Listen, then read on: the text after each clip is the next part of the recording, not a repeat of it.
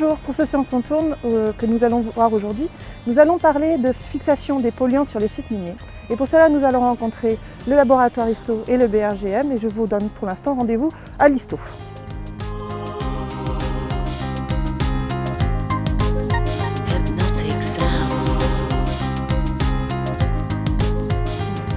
Bonjour Fabienne. Bonjour Marie-Laure. Bonjour Lydie. Bonjour Marie-Laure. Merci de votre accueil. Bienvenue. Donc nous sommes deux à vous accueillir, donc Fabienne et moi, parce que nous travaillons toutes les deux sur un projet de recherche en commun et aussi avec d'autres partenaires. Et on travaille sur la dépollution des sols et notamment sur l'après-mine. Donc nous sommes ici à l'ISTO, qui est l'Institut des sciences de la Terre d'Orléans. Donc l'ISTO est un laboratoire de recherche en géosciences à Orléans. Et parmi les thématiques de recherche, donc nous avons le risque volcanique, également les ressources minérales. Et en ce qui me concerne, je travaille en géologie de surface et notamment sur la protection de la ressource en eau et surtout sur la protection des sols. D'où vient la pollution des sols? Donc ici, comme vous le voyez, donc les usines, par exemple des usines de traitement de minerais, émettent des particules dans l'air et à la suite de précipitations, on va retrouver ces particules à la surface des sols. De plus, on peut avoir aussi des contaminants qui peuvent migrer jusqu'aux rivières et donc les polluer, et aussi atteindre le sol. Alors ensuite, ces contaminants peuvent migrer en profondeur pour contaminer les nappes phréatiques. Ces contaminants peuvent être ingérés par la faune locale du sol et aussi se retrouver au niveau des systèmes racinaires des plantes et donc ensuite migrer jusqu'aux feuilles et tiges. Donc pour traiter les sols contaminés, donc classiquement, on utilise par exemple l'excavation, c'est-à-dire qu'on enlève le sol pollué et on le déplace sur un autre site qu'on va ensuite dépolluer. Ou bien on traite sur place, donc une technique in situ, par des techniques de thermique ou chimique. Alors l'avantage, ce sont des techniques très rapides, mais adaptées pour des très faibles surfaces de sol contaminés. Et en plus, malheureusement, c'est très onéreux. Donc une technique novatrice par rapport aux techniques classiques, c'est la phytoremédiation. Alors qu'est-ce que c'est que la phytoremédiation? Phyto signifie plante et remédiation, traitement. Donc c'est le traitement par les plantes. Alors comme vous le voyez ici, il existe plusieurs types de phytoremédiation. Donc par exemple, vous avez ici la phytodégradation adaptée pour les polluants organiques, comme les hydrocarbures, donc ils vont se dégrader en plus petites molécules. Vous avez également la phytovolatilisation par le biais des feuilles, donc pour des polluants volatiles, mais ce n'est pas adapté pour les métaux. Donc les métaux ne peuvent pas se dégrader ni se volatiliser. Donc il existe deux techniques. La phytoextraction, donc on va choisir des plantes spécifiques qui sont capables d'absorber par exemple le plomb, le zinc, et ces contaminants vont migrer jusqu'aux feuilles. Ensuite, il faudra couper les plantes et les traiter par la suite. Et la dernière technique de phytoremédiation sur laquelle on travaille, c'est la phytostabilisation. Alors, ça veut dire quoi? C'est-à-dire qu'on va stabiliser les contaminants. On ne va pas dépolluer le sol, on va laisser les contaminants proches du système racinaire et donc immobiliser la pollution au niveau des plantes. Donc notre projet de recherche a pour but donc de sélectionner les bonnes plantes qui vont être capables de pousser sur ces résidus miniers contaminés. Donc il faut comprendre que ces plantes, elles ne peuvent pas pousser toutes seules, il va falloir les aider. Donc en ajoutant des amendements, donc des amendements organiques ou minéraux. Et donc on va parler de phytostabilisation assistée. C'est dans le cadre de la phytostabilisation assistée que se situe notre projet de recherche qui s'intitule PhytoSelect. Donc PhytoSelect, c'est un projet de recherche financé par la région Centre-Val de Loire pour 3 ans, qui regroupe plusieurs laboratoires. Donc l'objectif est de sélectionner les plantes qui vont être capables de pousser sur des anciens sites miniers et également de choisir les bons amendements pour aider cette croissance. Donc on a choisi un site modèle.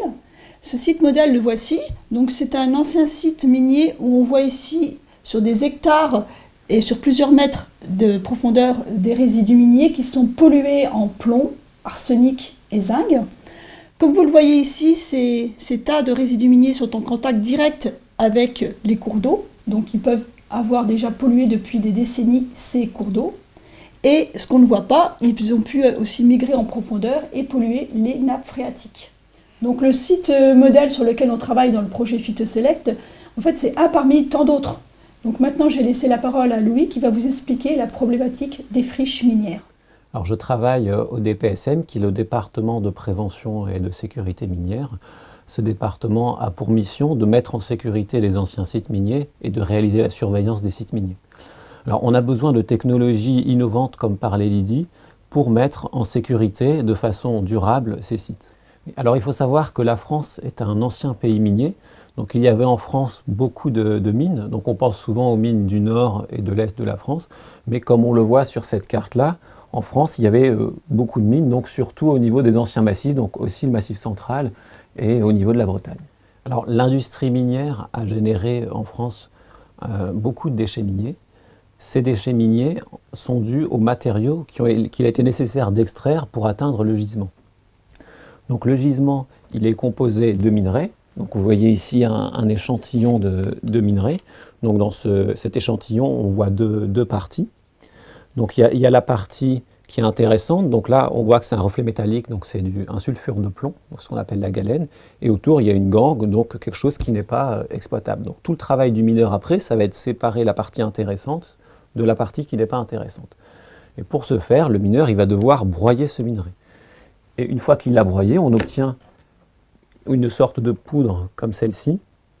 Et cette poudre, donc le mineur va extraire les particules qui l'intéressent, et la grande majorité, souvent c'est ce qui ne l'intéresse pas, va être disposée dans l'environnement, dans ce qu'on appelle des bassins ou des dépôts miniers. Donc dans ce minerai, on a un certain nombre de substances qui sont potentiellement polluantes. Donc on a notamment, comme on l'a dit tout à l'heure, du plomb, mais on aura aussi de l'arsenic, on aura aussi du zinc. Et ces polluants, on va les retrouver sur le site dans les résidus qui seront déposés in situ par les mineurs.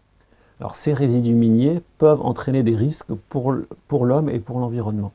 Alors comme on le voit sur cette photo, l'ancien résidu minier, souvent, ce sont des zones assez attractives et donc ce sont des zones souvent fréquentées par le public, ce qui, en cas de fréquentation excessive, peut entraîner des risques pour la santé. Ces résidus miniers sont souvent peu végétalisés, ainsi ils sont souvent exposés à une érosion intense par la pluie ou par le vent et être du coup disséminés dans l'environnement relativement loin. On a besoin de solutions pérennes, efficaces et économiques pour arriver à stabiliser ces résidus dans l'environnement. Et c'est pour cela que l'on compte sur la phytostabilisation. Louis vient de vous présenter la problématique des sites miniers, ce qui est logique, puisque nous sommes au BRGM, le Bureau de recherche géologique et minière. Donc c'est l'établissement public français de référence dans les sciences de la Terre qui s'intéresse aux ressources des sols et des sous-sols. Donc au BRGM, on trouve bien sûr des géologues, mais également des chercheurs qui travaillent dans d'autres disciplines, comme la chimie, la physique, l'informatique, mais également la microbiologie. Et c'est pour ça qu'en tant que microbiologiste, je vais vous parler maintenant des expériences que nous faisons pour étudier la transformation des polluants dans les sols et le sous-sol. Nous avons fait appel à une entreprise de travaux publics qui est intervenue sur le site avec une tractopelle. Cette tractopelle a fait des prélèvements à différents endroits sur le tas de résidus miniers. Nous avons rassemblé ces échantillons en un seul grand tas. La tractopelle a permis de mélanger ce résidu pour avoir quelque chose d'homogène et ensuite la distribuer dans des big bags qui ont été ramenés sur le site d'Orléans. Donc ici, vous avez un échantillon du résidu minier qui a été prélevé sur le site. Donc comme vous le voyez, on dirait que c'est du sable. Mais ça contient en fait du plomb, du zinc et de l'arsenic en très grande quantité. Donc on voit aussi également que ce sable, ce résidu minier, ne contient pas du tout de matière organique. Donc sans amendement, la plante ne pourra pas pousser. Donc pour cela, on a deux types d'amendements. Donc d'une part, des amendements minéraux. Donc, par exemple, ces boues qui contiennent essentiellement des oxydes de fer, d'où la couleur, et qui proviennent d'une ancienne mine de charbon. Et ces boues ont la particularité de pouvoir piéger les métaux et métalloïdes et donc ne pas les rendre mobiles. Un autre type d'amendement, ce sont des amendements organiques. Donc là, vous avez l'exemple d'une litière du site. On pourrait aussi utiliser du compost ou encore du fumier. Et ces amendements organiques sont indispensables pour nourrir la plante et permettre sa croissance. Donc pour tester l'efficacité des différents amendements sélectionnés, pour immobiliser les contaminants métalliques et métalloïdes, On réalise toute une série d'expériences au laboratoire sur de petites quantités. Donc vous avez ici un microcosme, c'est-à-dire dans ce tube, on va mettre quelques dizaines de grammes du résidu minier. Ensuite, on va arroser à différents pas de temps, puis analyser la solution qui aura traversé ce résidu minier. Cela permettra de savoir quelle est la quantité de métaux métalloïdes qui sont très mobiles, donc potentiellement polluants. Ensuite, on va ajouter quelques pourcentages de différents amendements, comme la boue ou aussi les amendements organiques. Et de même, on va analyser la solution qui aura percolé. Et donc, moins il y aura de métaux métalloïdes dans la solution qui aura traversé, plus l'amendement aura été efficace pour contenir la pollution au niveau du résidu minier. Donc, après avoir réalisé ces dizaines d'expériences en microcosme, on va sélectionner l'amendement organique et l'amendement minéral les plus efficaces, et également leur pourcentage. Donc ensuite, on va pouvoir changer d'échelle et passer à une échelle métrique. On va travailler sur environ 1 mètre cube de résidus miniers. Le projet PhytoSelect va utiliser les équipements de la plateforme PRIM, qui est dédiée au développement de procédés de dépollution de sol. Au sein de cette plateforme, qui est hébergée au BRGM, nous avons un équipement qui s'appelle LabBio. LabBio pour plateforme expérimentale d'études de la biogéochimie environnementale. Cette plateforme LabBio va être utilisée pour faire le lien entre ce qui se passe en surface, c'est-à-dire au niveau du sol, et ce qui se passe dans le sous-sol, c'est-à-dire au niveau des eaux souterraines. Lorsque la pluie tombe sur un site pollué, elle va s'infiltrer à travers le sol et entraîner les polluants jusqu'à la nappe souterraine. Au cours du projet PhytoSelect, nous allons étudier l'effet des plantes qui vont se développer à la surface du site pollué, sur le chemin des polluants, sur leur devenir de la surface vers la nappe. Et c'est ce que nous allons étudier dans la plateforme LabBio que mon collègue Pierre Gallet va maintenant vous présenter. Je vais vous présenter, dans le cadre de PRIM Pivot, une colonne de lixiviation ou de percolation. La percolation, alors je vais expliquer d'abord ce qu'est la percolation avant de rentrer dans le vif du sujet. La percolation, on peut prendre comme modèle que vous avez tous chez vous, c'est-à-dire la cafetière électrique. J'ai de l'eau, du café, je fais passer cette eau à travers mon café, c'est ce qu'on appelle une percolation. À l'intérieur de celle-ci se trouve un sol pollué d'un site minier, pollué bien sûr. En haut de cette colonne, nous avons un système d'arrosage où on injecte de l'eau qui ruisselle ou qui percole tout au long de la colonne. À l'intérieur de cette colonne se trouvent des détecteurs d'humidité, des sondes TDR, qu'on appelle ça d'une manière scientifique. C'est ce qu'on voit ici avec des bouchons blancs. C'est exactement cela. Voilà. Entre ces deux cathodes, on enregistre un pourcentage d'humidité. Ça nous permet de suivre l'évolution de notre eau à travers la colonne. De l'autre côté de cette colonne se trouvent ces bougies poreuses. C'est quoi des bougies poreuses? C'est ce petit appareil qui permet, à l'aide d'une pompe, d'extraire notre solution qui est polluée, bien sûr, en éléments chimiques. C'est justement ce que l'on veut analyser par la suite. Alors, bien sûr, comme j'ai alimenté ma colonne en eau, il faut bien que celle-ci ressorte. Elle ressort tout naturellement, par gravité bien sûr, dans ce bac, qui est lui-même positionné sur une balance. On voit ici son support et là le chiffre. Alors que fait cette balance? Cette balance, ça nous permet, grâce à un logiciel qu'on a sur un PC, d'enregistrer le poids en fonction du temps. C'est très important parce que je connais la quantité d'eau que je mets en amont de ma colonne. Il faut bien sûr que je sache la quantité d'eau que je ressors en sortie de cette colonne-là pour faire tout simplement un bilan poids. Alors, grâce à nos bougies poreuses que je vous ai parlé tout à l'heure, nous allons donc extraire ma solution qui va passer à travers un jeu d'électrovannes pour les différents niveaux de mes bougies poreuses. Et là, je vais réaliser, grâce à ce type de pompe, je vais réaliser des mesures physico-chimiques. C'est-à-dire pH, redox, température, oxygène, et cela presque en continu. À la suite de nos mesures physico-chimiques, nous allons analyser maintenant l'eau grâce à un jeu d'électrovannes d'une pompe. Et le tout, bien sûr, sur un appareil qui s'appelle une chromatographie ionique. Dans le cadre de PhytoSelect, nous avons utilisé cette plateforme expérimentale, précédemment présentée par Pierre, afin d'effectuer une expérience qui va durer environ 1 an. Avant de commencer cette expérience, il a fallu remplir cette colonne. Donc cette colonne a été remplie avec le résidu minier prélevé pendant la dernière campagne de prélèvement.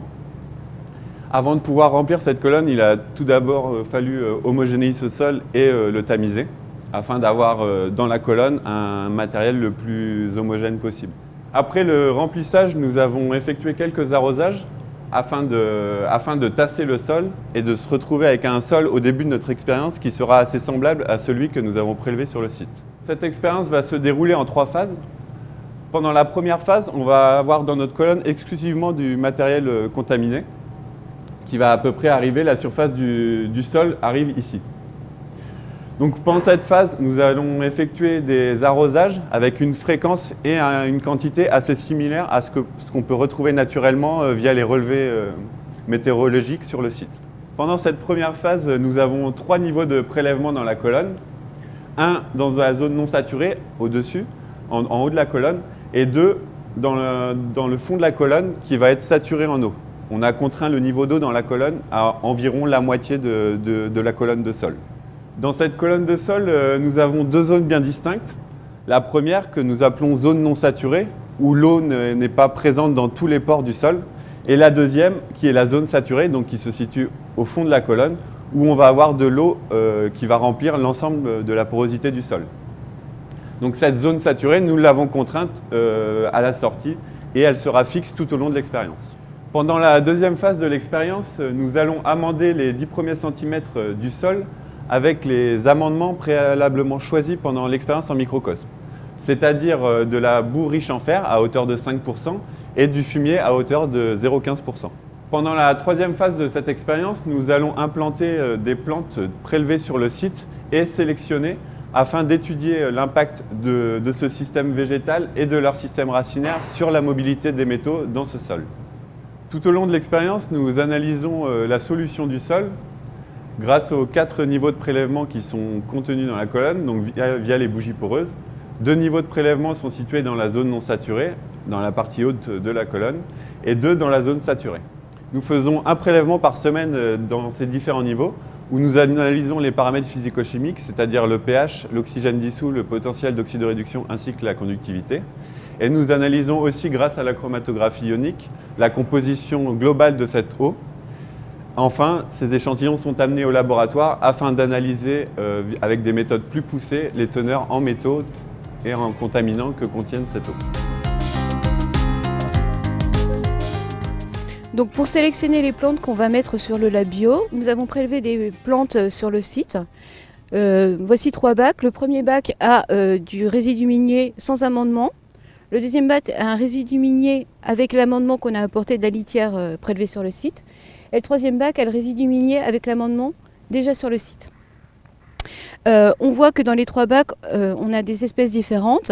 Dans le premier bac, on peut déterminer que 2 seuls types d'espèces végétales. Dans le deuxième bac, où il y a de la matière organique, on a un peu plus d'espèces végétales. Et dans le troisième bac, on a une plus grande diversité végétale. Donc, outre d'être utilisés dans le lab bio pour nos expérimentations, ces bacs aussi ont pour objectif de garder en pépinière les plantes pour mettre sur d'autres sols contaminés, avec une contamination similaire à celui-là, ou avec une nature de sol similaire à celui-ci. Donc comme vous voyez, ces plantes en bac, on n'a pas assez d'exemplaires pour mettre sur site. Donc l'objectif, c'est aussi de tester ces plantes, comme la grostis en laboratoire, et Domenico va vous montrer comment on peut faire. Bonjour, on est au LBLGC, au laboratoire de biologie et des ligneux et des grandes cultures de l'Université d'Orléans. On est un laboratoire qui travaille dans le domaine de la biologie végétale et on est associé également à l'INRA. Donc pour résumer, on est ici dans une chambre phytotronique, qu'on peut appeler communément une chambre de culture, dans laquelle on fait pousser des végétaux et où on maîtrise à la fois la température, l'hydrométrie et l'éclairement, ce qui permet d'étudier, comme on va le voir tout à l'heure, uniquement le paramètre pollution du sol et éviter tous les autres paramètres abiotiques, c'est-à-dire tous les autres paramètres physiques extérieurs à la croissance de nos végétaux. Donc ici, nous avons les espèces végétales que l'on teste actuellement au laboratoire. Végétaux soit à forte production de biomasse, comme vous avez ici par exemple ce peuplier, mais également ici des génotypes de saules qui ont été prélevés sur les sites contaminés. On a également ici des herbacées, la grosse tisse. Donc qu'est-ce qu'on peut voir? On peut voir ici sur le sol contaminé, on a une croissance qui existe mais relativement faible par rapport au milieu ici qui a été amendé avec un amendement spécifique qu'on a mis au point. On voit donc qu'on a réussi non seulement à développer des végétaux, mais à permettre la croissance. Au-delà de ça, au laboratoire, on s'intéresse à comprendre et à estimer quels sont les processus responsables de cette tolérance, c'est-à-dire capacité à pousser sur un milieu qui est pollué, mais également éviter le transfert vers les parties aériennes. Bien, ici on a une rhizobox, c'est-à-dire une boîte à l'intérieur de laquelle on a mis notre milieu pollué avec nos différents amendements que l'on veut étudier. On a ensuite placé, en l'occurrence ici, un plan d'aulne et on étudie comment se font le développement des racines. L'idée également, grâce à ce rhizome qu'on a placé à l'intérieur, qui est en fait une bougie poreuse qui permet d'absorber l'eau interstitielle, nous aurons comme ça accès à l'eau dans le milieu et on va pouvoir vérifier si effectivement les amendements qu'on a apportés ainsi que le végétal a permis de fixer, de stabiliser les métaux, l'arsenic et le plomb dans le sol. Enfin, à la fin de l'expérience, nous allons récupérer le système racinaire, les parties aériennes que l'on va séparer, sécher, broyer, minéraliser et on va mesurer les quantités d'arsenic dans les différents organes pour vérifier s'il y a eu ou non transfert jusqu'aux parties aériennes. Au cours de cette expérimentation, on utilise également cette pince que l'on va placer au-dessus, qui vient ici enfermer la feuille sans l'abîmer et qui va nous permettre de mesurer les échanges gazeux, à savoir l'assimilation du CO2 lors de la photosynthèse et la libération d'eau. Ces paramètres nous permettront de vérifier si la plante est affectée ou non par notre pollution qu'on a essayé d'éliminer. Grâce à cette rhizobox, nous allons pouvoir avoir accès directement au système racinaire et ainsi étudier ce qui se passe à proximité du système racinaire, comment finalement la plante par rapport à ses racines interagit avec le sol et ses micro-organismes pour voir finalement si elle stabilise les métaux et on pourra le comparer à des résultats prélevés à des endroits plus distants, là où il n'y a pas de racines, qui seront finalement nos contrôles. Et bien maintenant, je vais laisser la parole à Romain, qui est étudiant en thèse et qui va vous montrer comment il teste les résultats obtenus en laboratoire afin de les valider sur le terrain. Donc mon travail de test consiste à travailler en partie sur une parcelle expérimentale sur le site d'étude, le site étudié. Donc elle va me permettre de tester les différents résultats obtenus en mésocosme et en microcosme du laboratoire de l'ISTO et du LBLGC. Donc une partie de mon travail de test consiste à tester les résultats obtenus en mésocosme sur une parcelle expérimentale du site étudié. Donc on a choisi l'emplacement de la parcelle expérimentale avec une forte concentration en métaux et une absence de végétation. Et le but, vraiment l'objectif, c'était d'améliorer la fertilité de la parcelle, diminuer la toxicité des métaux et améliorer donc la revégétalisation de la parcelle expérimentale du site d'étude. Donc dans un premier temps, pour incorporer les amendements, on a déjà dû travailler la parcelle expérimentale avec un motoculteur pour labourer la parcelle et homogénéiser la parcelle le plus possible et faciliter l'incorporation future des amendements. Dans un second temps, nous avons étalé les amendements sur les différents blocs préétablis. Donc un exemple d'amendement organique étalé. Une fois étalé, nous avons incorporé l'amendement sur une vingtaine de centimètres à l'aide de motoculteurs, donc pour améliorer la fertilité du sol pour l'implantation des plantes. Donc après l'incorporation des amendements, nous sommes passés à l'étape d'implantation de 4 espèces de saules disposées aléatoirement avec le même âge pour pouvoir les suivre au cours du temps. Pour mesurer l'influence des saules sur la qualité de l'eau souterraine, nous avons décidé d'implanter des piézomètres. Donc des piézomètres, ce sont des tubes en PVC perforés qui laissent passer l'eau. Nous la collectons ensuite à l'aide d'une pompe, puis nous l'analysons en laboratoire. Donc, en plus de l'épuration de l'eau souterraine, les plantes peuvent limiter l'érosion du sol, d'où le semis du trèfle au mois de mai pour limiter cette érosion. Donc ici, nous avons pu observer l'évolution du trèfle au cours du temps, donc sur les différents blocs. Donc nous avons pu observer donc, sur le bloc 1 une très forte mortalité du trèfle, alors que sur les autres blocs, le trèfle s'est très bien développé avec un très fort recouvrement du sol. Donc en suivant la croissance du sol, nous avons remarqué deux choses. Donc la première, c'est une croissance homogène au sein d'un même bloc, mais une croissance par contre hétérogène en fonction des différents blocs et donc des différents amendements incorporés. Donc ces deux photos montrent bien l'exemple, avec ici un saule qui fait un tout petit peu plus d'1 mètre quand on le regarde par rapport à la perche ici qui fait 1 mètre. Et sur le bloc 3, donc le saule fait le double de la perche tenue par la personne de gauche. Le projet PhytoSelect qu'on vient de vous présenter va encore durer 2 années. Mais ce n'est pas une fin en soi, parce que les recherches sur cette même thématique vont se poursuivre dans le temps, et notamment sur l'évolution des anciens sites miniers. En effet, il est très important d'étudier au cours du temps comment vont évoluer ces sites revégétalisés. Et je pourrais même rajouter que ça serait intéressant de regarder d'ici quelques années si un sol s'est constitué sur ces tas de résidus miniers. C'est-à-dire, est-ce qu'il y a eu différents horizons, notamment un niveau riche en matière organique en surface qui s'est constitué et donc qui va être les prémices d'un nouveau sol. Puis ce que je voudrais aussi rajouter, c'est outre l'intérêt scientifique, c'est surtout de pouvoir travailler avec des collègues d'autres disciplines. Et c'est ce qui permet le projet PhytoSelect. Donc par exemple, Fabienne est microbiologiste et moi je suis géochimiste et minéralogiste. Donc des disciplines très complémentaires. C'est très important de ne pas être enfermé dans sa discipline. Et je pense que la géomicrobiologie est bien à l'interface entre la microbiologie et la géologie, et c'est ce qui fait également une bonne interface entre nos laboratoires respectifs.